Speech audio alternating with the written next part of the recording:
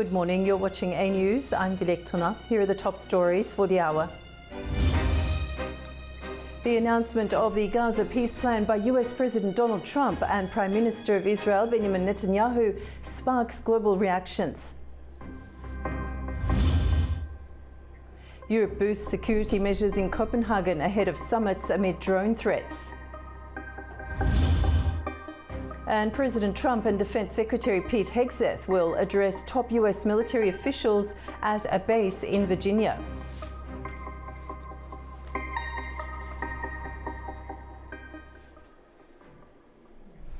US President Donald Trump welcomed Israeli Prime Minister Benjamin Netanyahu to the White House, where the two leaders unveiled a Gaza peace proposal and discussed wider regional issues from trade to the Abraham Accords.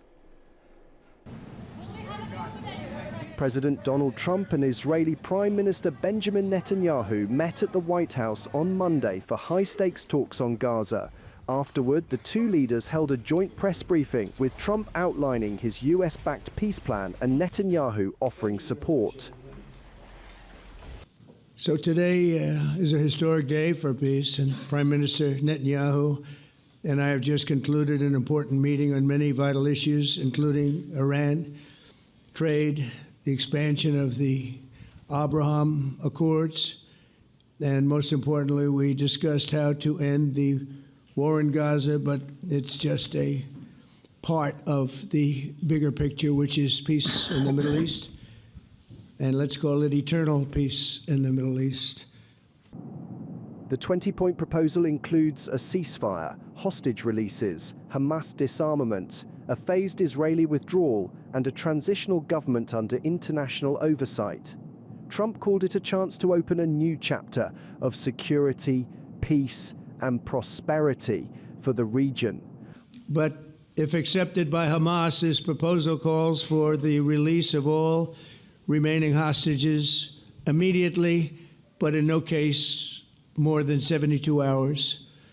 So the hostages are coming back, and I hate even saying this from the standpoint, doesn't sound right, but it is so important to the parents. The bodies of the young men, I believe in almost all cases, the young men are coming back immediately. Netanyahu warned that Israel would act alone if Hamas rejects the peace plan, but called the proposal a realistic path for Gaza and a chance to strengthen the Abraham Accords. But if Hamas rejects your plan, Mr. President, or if they supposedly accept it and then basically do everything to counter it, then Israel will finish the job by itself. This can be done the easy way, or it can be done the hard way, but it will be done. We prefer the easy way, but it has to be done. He also addressed the fallout from Israel's unprecedented strike in Doha earlier this month, which killed a Qatari citizen and sparked global condemnation. Netanyahu conveyed his regret in a joint call with US President Donald Trump to Qatari Prime Minister Sheikh Mohammed bin Abdul Rahman bin Jassim Al Thani, stressing that Israel's target was Hamas leaders, not civilians. And who knows, maybe even Iran can get in there. I hope. We expect. During the talks, Trump also raised the Abraham Accords, the 2020 agreements that normalized relations between Israel and several Arab states, starting with the United Arab Emirates and Bahrain. He went further, suggesting that even Iran could one day join the framework. If realized, such a move would mark a dramatic shift, easing one of the Middle East's most entrenched rivalries after Israel and Iran fought a 12-day war earlier this year. The White House plan aims to end hostilities immediately, ensure the safe return of all hostages, and to ensure a long-term security in the region. The US-brokered Gaza plan is already making waves beyond Washington. Many see it as a step toward peace in the region, and some are hopeful it could have even broader global impact. The announcement of the Gaza peace plan by US President Donald Trump and Israeli Prime Minister Benjamin Netanyahu at the White House on Monday has sparked a wide range of reactions from global leaders and groups. Some Western leaders have expressed hope. French President Emmanuel Macron, Italian Prime Minister Giorgia Meloni, and British Prime Minister Keir Starmer each posted on social media, urging both Hamas and Israel to consider the proposal seriously. They stressed the need for Hamas to accept the plan and called on Israel to stay engaged in the peace process. Meanwhile, Hamas's negotiation team has received the plan through Qatar and Egypt. However, the group has not yet issued any official response. In a rare show of unity, several key Arab and Muslim majority countries, including Turkey, Pakistan, Egypt, Jordan, Indonesia, Qatar, the United Arab Emirates and Saudi Arabia, issued a joint statement welcoming the initiative. Their foreign ministries expressed readiness to work with the US toward implementing the plan. Trump's special envoy to Middle East, Stephen Witkoff, emphasized the broader impact of the proposal. Speaking to Fox News, he said the successful implementation of the plan could not only bring peace to Gaza, but also help stabilize other parts of the Middle East and even contribute to ending the war in Ukraine. Following US President Donald Trump's meeting with Israeli Prime Minister Benjamin Netanyahu, analysts have called the 20-point proposal a positive step, saying it signals a possible end to the war in Gaza. Well, I think that any proposal that ends the conflict in Gaza and prevents further civilian casualties is a positive development.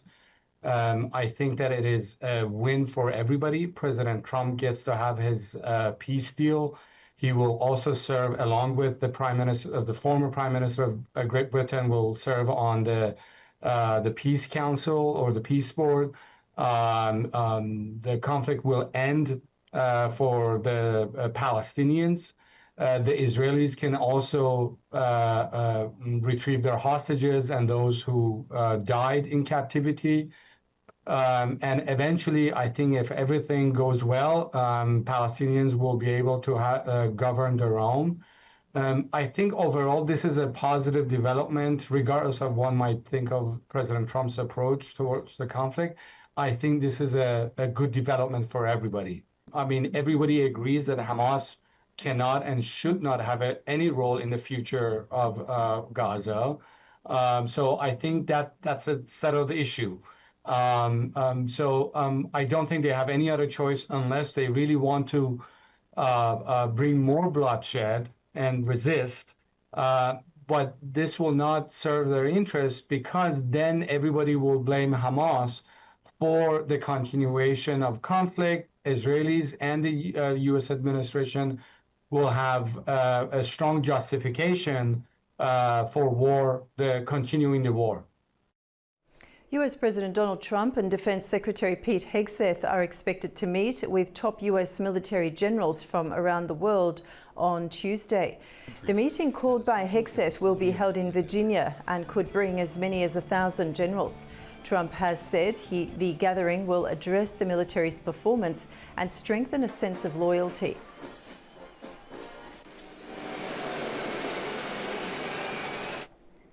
Sweden is sending anti-drone systems and radar equipment to Denmark after a wave of drone incursions disrupted air traffic.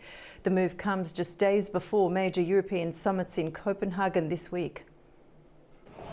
Security has tightened in Copenhagen ahead of European summits this week, with France, Germany and Sweden sending extra military personnel and anti-drone systems to Denmark.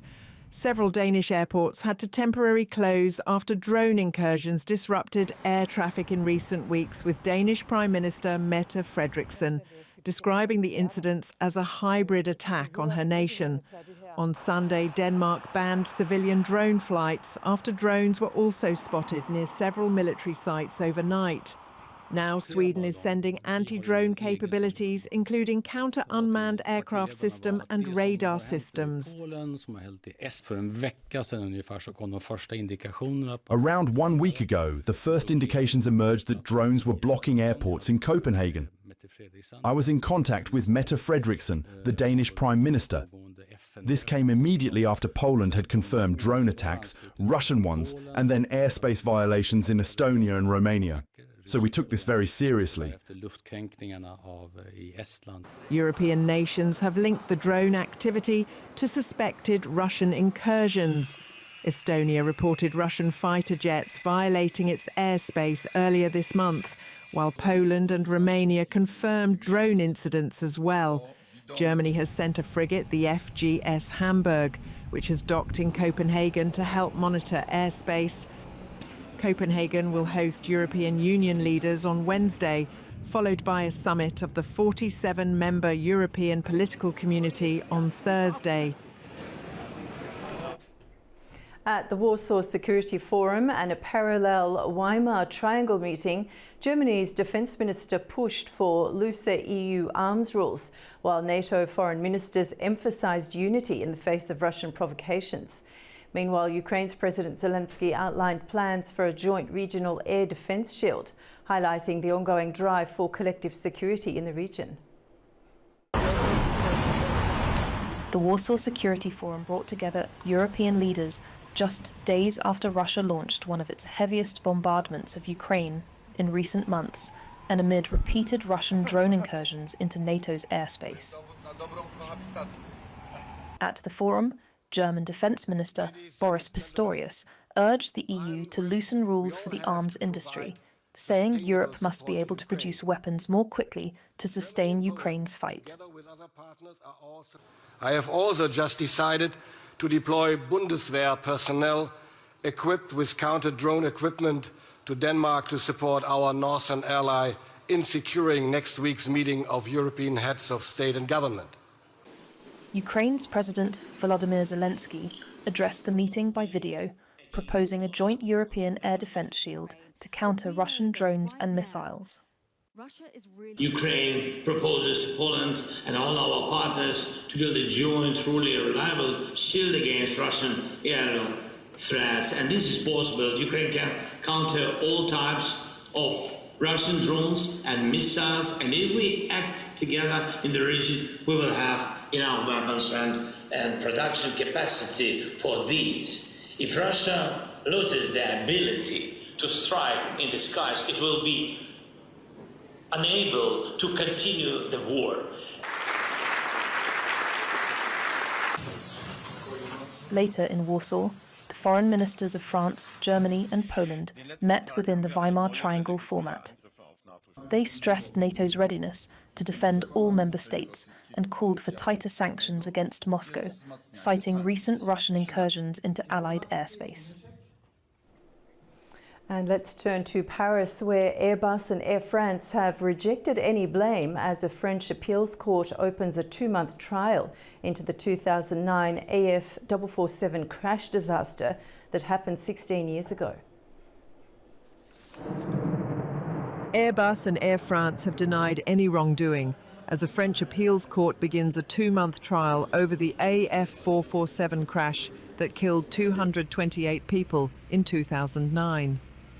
The trial takes place 16 years after the plane went down in the Atlantic while flying from Rio de Janeiro to Paris. Although both firms were acquitted of corporate manslaughter in 2023, prosecutors and victims' relatives have appealed, aiming to prove criminal responsibility. Airbus chief Guillaume Faury offered sympathy to the victims' families and vowed to find out what went wrong. First of all, to express, on behalf of Airbus and myself, our compassion for the victims' families and loved ones, because this accident is a tragedy. The second thing that was important for Airbus was to come and demonstrate our commitment to contributing to establishing the truth and researching the facts, to understanding what happened.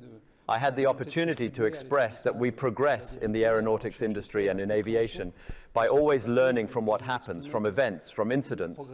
And obviously, in an event like this, there is a tremendous amount to understand and learn. Many of relatives stood in silent tribute as the court read the names of the victims. Both Airbus and Air France executives expressed sympathy for the families but denied any criminal responsibility. In Madagascar, thousands have protested for a third day over power and water cuts.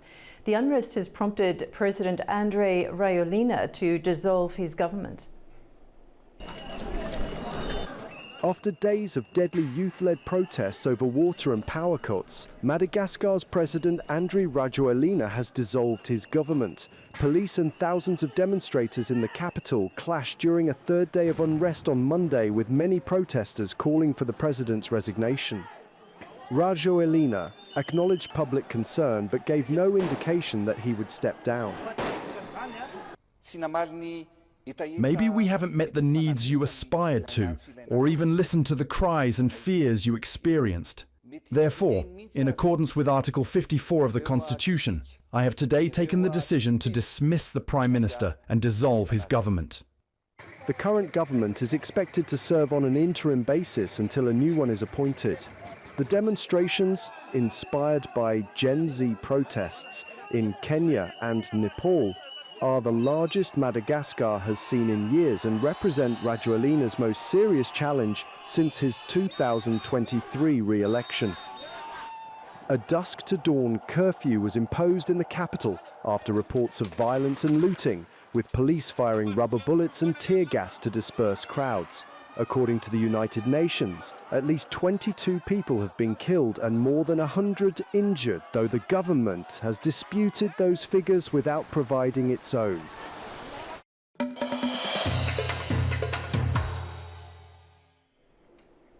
The Taliban administration have imposed a nationwide communications blackout, plunging Afghanistan into near total isolation.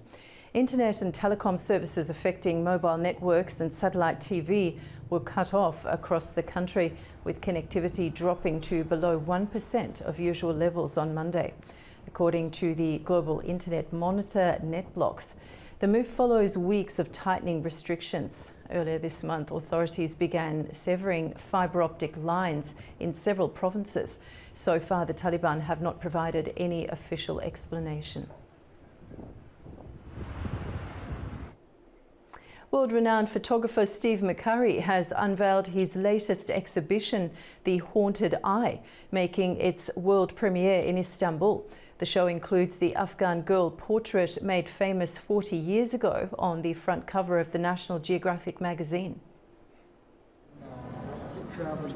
World-renowned photographer Steve McCurry has premiered his new exhibition, The Haunted Eye, in Istanbul. The show features 25 of McCurry's career-defining photographs, including his iconic 1985 National Geographic cover portrait of the Afghan girl. There are also 160 other works which are being exhibited for the very first time. The expo has been organized by 212 Photography Istanbul with the support of Turkey's Culture and Tourism Ministry. It opened at the Tophane Amire Culture and Arts Center, which is part of Mimar Sinan Fine Arts University and is one of the key events of the Turkey Culture Route Festival. McCurry, who traveled from the United States to attend the opening, said he was honored to present his work in such a historic venue. He expressed gratitude to the Turkish people, noting that this visit was especially meaningful because of the exhibition. McCurry has built one of the most extensive visual archives in contemporary photography, documenting diverse cultures and human stories. The Haunted Eye will remain open to visitors until the 19th of November. After the UN Security Council moved to reimpose nuclear sanctions on Iran, Tehran's parliament is pressing the government to scale back cooperation with the UN nuclear watchdog, while Iran's atomic agency signed new reactor deals with Russia. Our correspondent Tura Shiraliliu has more from Tehran. Following reimposition of the pre-2015 UN sanctions on Iran by the Security Council on Friday, the parliament stressed implementation of its legislation to suspend cooperation with the UN nuclear watchdog IAEA, as the country's Atomic Energy Organization has signed multi-billion-dollar agreements with Russia on purchase of reactors to be installed at the major power plant site in the southern Hormozgan province. The spokesman of the Parliamentary Commission of National Security and Foreign Policy, Ibrahim Rezai, said after a special meeting of MPs that the new cooperation agreement reached between Tehran and IAEA earlier this month in Egypt will not be implemented. According to the parliamentarian, the meeting discussed the future of Iran's membership in the Non-Proliferation Treaty, but did not make a decision whether to stay in or withdraw from the treaty. Prior to reimposition of sanctions demanded by France, Germany, and the UK, Iran had suspended its ties with IAEA, including the visit by inspectors, after its civilian nuclear facilities under UN safeguards were bombed by Israel and the US during the 12-day war last June. Tehran has not limited its reaction to the return of sanctions only to symbolic diplomatic measures, such as recalling its ambassadors from Berlin, London, and Paris, or writing letters of protest to UN Secretary General and the Security Council. The Atomic Energy Organization of Iran took preemptive steps prior to voting on a China-Russia jointly proposed draft regarding a 6-month suspension of the sanctions. It concluded agreements in Moscow on manufacturing of reactors for its upcoming mega nuclear power plant to the south of the country, along the Persian Gulf and the Oman Sea, amounting to $25 billion. Last week, the chief of Iran's Atomic Energy Organization, Mohammad Eslami, signed an MOU with Russia on building of small modular reactors of maximum output of 300 megawatts. Iran's ambassador in Moscow, Kazem Jalali, said that during Eslami's visit, Iran and Russia also reached an agreement on the production of more than 5,000 megawatts of electricity by constructing 4 reactors at the Iran-Hormuz power plant at Hormuzgan province. Turaj Shiralilu, reporting for A News TV, Tehran. Earlier, we were joined by Lamas Jid, independent international political analyst in Lisbon, Portugal, who said the reimposed sanctions delivered an immediate shock to Iran's economy, driving up inflation, weakening the currency, and leaving ordinary people feeling the impact directly. Let's hear more on that story. Yeah, it was another big shock for the Iranians, I think, or economy first. Because I think since a few weeks now we are witnessing a high rate of inflation, and truly the currency are losing its value. The money has almost 1 million something towards the American dollar. So yes, in the economy it left immediately, casted a shadow immediately, directly. We see it all. People in Iran, the average person feels so strongly now. Of course, Iran was preparing for such scenario, but still diplomatically and economically, it was such a big shock, I think, and we will see how it will react after. The Organization of Turkic States closely monitors regional and global shifts in international relations in order to adapt to them. Prior to the main summit in October, advisory bodies met in Baku and once again emphasized the need for strategic unity. Ahead of the Organization of Turkic States summit in October, think tanks from member states gathered in Baku on Monday. The conference, titled OTS as a Regional Actor During Global Uncertainty, brought together numerous regional experts who shared their views on the organization's response to current international developments. At this high-level conference, members of the Organization of Turkic States are discussing political, economic and cultural cooperation. The goal is to address regional challenges and to enhance organization influence on the global stage. Growing cooperation among Turkic states is shifting the geopolitical and economic balance in the region toward member and observer countries. External powers now have to engage with a unified bloc instead of individual states. That is according to chairman of the Azerbaijani Center of Analysis of International Relations, Farid Shafiev. The last 2 years against Turkic unity, against the Organization of Turkic States, we see disinformation campaign, especially now in the context of the events in the Middle East. We see a coordinated campaign against Azerbaijan. So this platform, Organization of Turkic States, the think tank form of Organization of Turkic States, It allows us to discuss those issues, to prepare responses. There are different momentum in the history when we sometimes should show flexibility to certain issues, and that should be understandable, taking into account that most of the Turkic states, they live in very complex geopolitical environment.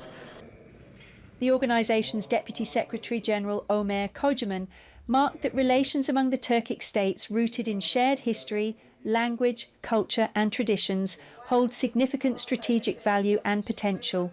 He also noted that the OTS's upcoming projects offer great promise for the region.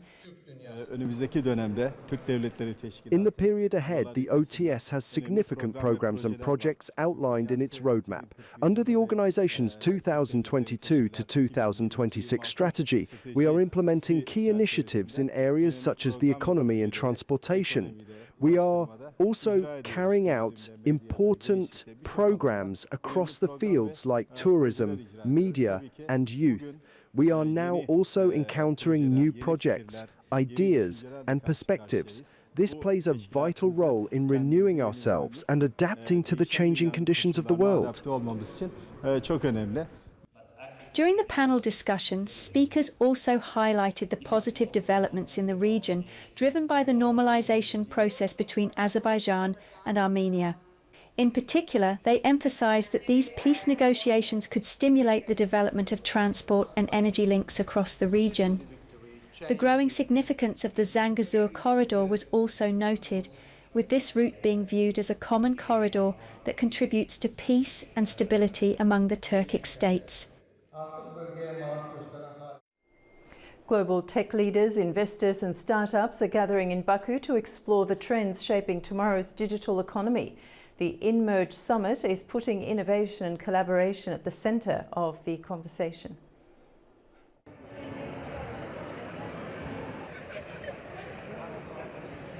Baku has become a global hub for innovation this week as the InMerge Summit 2025 takes over the city. The two-day event brings together entrepreneurs, tech leaders and investors from across the world to discuss emerging technologies, share insights and explore opportunities for collaboration.